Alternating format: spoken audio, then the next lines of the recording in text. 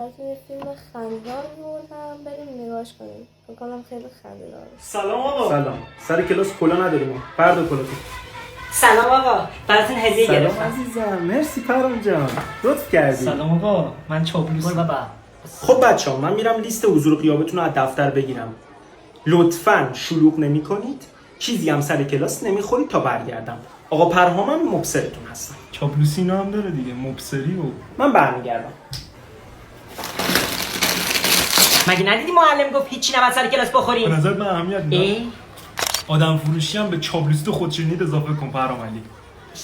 ببینم عکسمو. فکر نگرفتم. گنگ. خب. اون چی بود قایم کردی؟ چی؟ آقا اجازه داشت پفک میخورد. نه آقا. آقا ازش عکس گرفتم. گوشی آوردی مدرسه؟ آقا تو رو واسه خدا. جمع می‌کنی پرهام؟ میری در دفتر. براتون هدیه همین که آوردم. گفتم. تو هم دفعه آخرت باشی چیزی بخوری سر من کلاس. اصلا نمیرم در دفتر. چکو خوری ها.